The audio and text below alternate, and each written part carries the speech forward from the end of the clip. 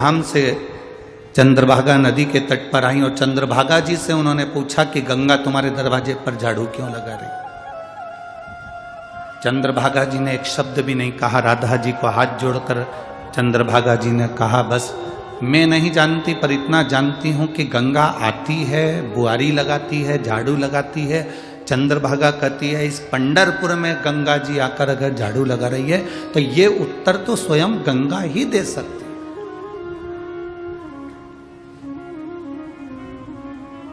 गंगा जी के सिवा ये उत्तर कोई नहीं दे सकता।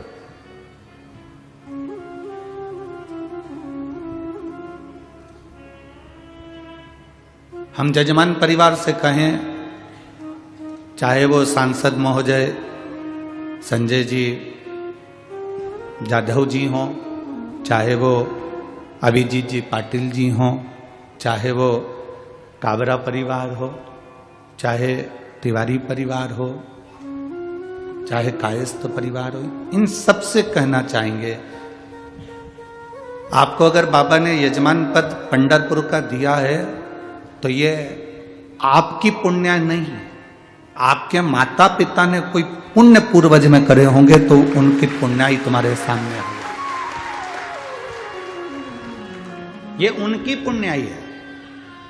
पैसा डॉक्टर कह देगा ना तुमसे कि ये जांच कराओ, तुम 50,000 रुपए निकाल के जांच करा लोगे। बोलो सही है कि गलत है?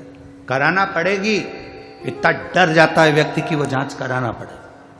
डॉक्टर ने कहा है तुम्हें ये पैसा यहां लगाना पड़ेगा, ये जांच और कराओ। 10,000 की जांच करवाना पड़ेगी, चाहे उधार लाओ, कर्जा करो और जांच कराओ।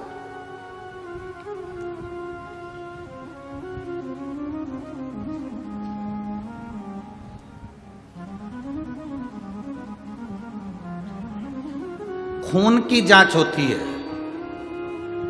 बोलो होती कि नहीं होती? अरे जम के तो बोलो।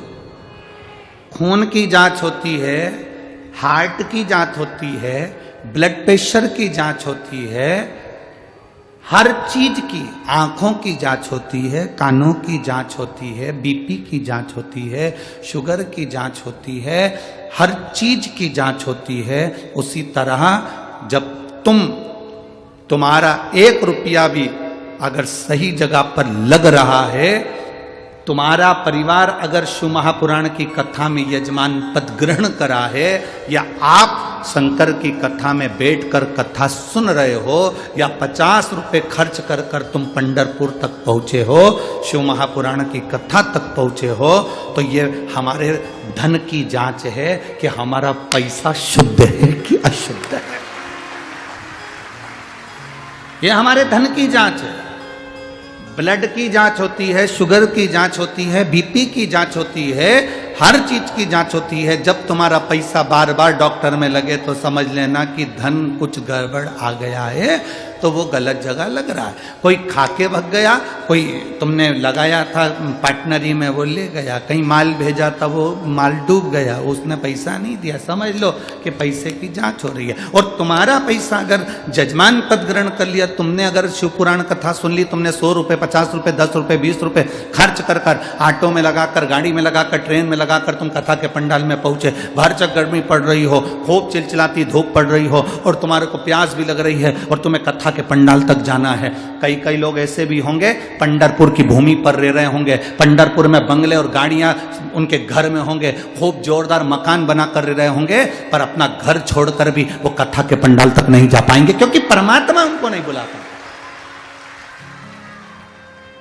सारी दुनिया के लोग, वारकरी संप्रदाय के लोग 200-300 किलोमीटर दूर तक पैदल चलकर, 500 किलोमीटर दूर तक चलकर पंढरपुर पहुंचकर भगवान का दर्शन करते हैं। और कई पंढरपुर में रहने वाले भी ऐसे जीव होंगे जो अपनी दुकान छोड़कर भी हरि विठ्ठल का दर्शन करने आषाढ़ी एकादशी के दिन नहीं जा पाते हैं, क्योंकि उन्हें फुर्सत नहीं। अगर काम धंधा, काम धंधा, काम धंधा, व्यापार व्यवसाय करते करते करते करते, अरे जिस आषाढ़ी एकादशी को पूरी दुनिया चलकर पंढरपुर आ रही है, उस आषाढ़ी एकादशी को 1 मिनट तो तू भी झलक ले ले मेरी हरि विठ्ठल की, तो तेरी जिंदगी संवर जाए।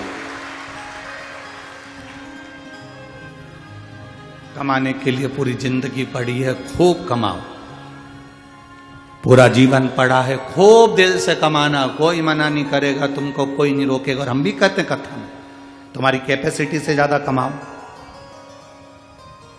तुम्हारे से जितना बन जाए उससे दुगना कमाओ, हम मना नहीं करेंगे, पर अपने धन की जांच भी करिए। सत्संग में गए, ये हमारे धन की जांच है। भजन में पहुंच गए, भजन में तुम्हारा मन लग गया, ये हमारे अन्न की जांच है।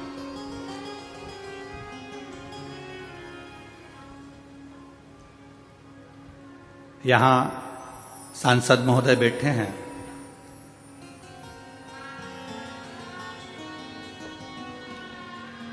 कावरा जी, आपके पास में जो सांसद जी बैठे हुए हैं, इनकी जब शादी पक्की हुई, इन्होंने अपनी धर्म पत्नी के गले में मंगलसूत्र बाद में बांधा, क्योंकि संजय बंडू भैया सांसद जी ये वारकरी हैं, इनके गले में तुलसी की कंठी है। इन्होंने मंगलसूत्र बाद में बांधा, पहले गले में तुलसी की माला बांधी, उसके बाद मंगलसूत्र बांधा। पहले तुलसी की माला बांधी, फिर मंगलसूत्र बांधा, कि उनको भी वारकरी संप्रदाय में जोड़ा गया। अपना पहले हरि के बन जाओ, पहले परमात्मा के बन जाओ, बाकी की जिंदगी तो सब चलती ही रहना। हम रहने के बाद भी, पंढरपुर में रहने के बाद भी अगर हम चंद्रभागा का स्नान नहीं कर सके, पंढरपुर में रहने के बाद भी हमारी विट्ठल का दर्शन ना कर सके, और हम गर्व से कहते हैं कि हम पंढरपुर में रहते हैं, तो हरि विट्ठल भी कहेगा बहुत आते हैं, बहुत। पंढरपुर में बहुत आते हैं, हरि विट्ठल भी कहते हैं, इतने आते हैं, किसी के लिए मेरा हरि विट्ठल मंदिर को छोड़कर बाहर चले जाता है, और किसी किसी को मंदिर में अपने सिर पर बिठाकर मंदिर के अंदर ले जाता है। बहुत आते हैं, बहुत।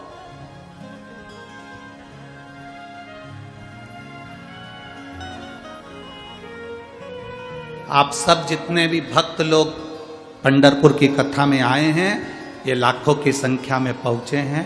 अपने अपने घर जाकर नजर उतरवा लेना, तुम्हारे ऊपर बाबा की बड़ी कृपा है जो तुम इस पवित्र भूमि तक पहुंचे हो, इस पवित्र भूमि तक पहुंचे हो। कई ऐसे होंगे उलझ गए, एक बार लोग शिव महापुराण के ट्रैफिक में उलझ जाते हैं।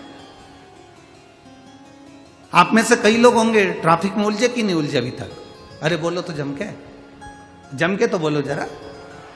अब यहां से मतलब मत रखो कि कथा के ट्रैफिक में, मतलब तुम तो मुंबई चले जाओ, पुणे चले जाओ, बड़े शहर में चले जाओ, तुम्हारे नगर में चले जाओ, तुम कहीं जा रहे हो वहां चले जाओ, जब तुम ट्रैफिक में उलझ जाते हो तो तुम्हारा चेहरा कैसा रहता है?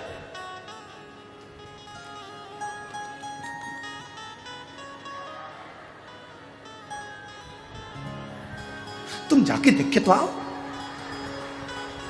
आधा घंटा हो गया, जाओ जरा जल्दी जाओ।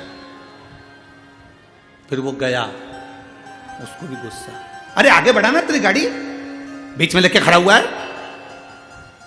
जब व्यक्ति ट्रैफिक में उलझता है तो उसको क्रोध आता, बोलो आता है कि नहीं आता?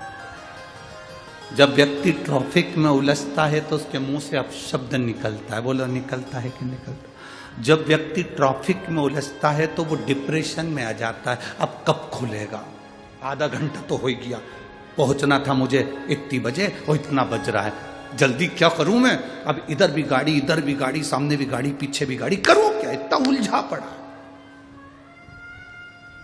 ट्रैफिक में उलझा था, फिर धीरे से ट्रैफिक खुला, धीरे से खुला, तेरी गाड़ी आगे बढ़ी, तब तेरे चेहरे पे स्माइल आई, प्रसन्नता, प्रसन्न।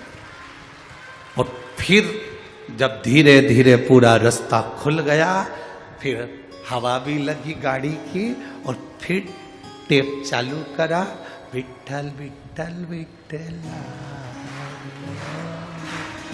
फिर टेप चालू करा गाड़ी का, और भजन में अब मन लगा, और रास्ता क्लियर, और क्लियर करते करते करते करते फिर अपनी मंजिल तक पहुंच गए।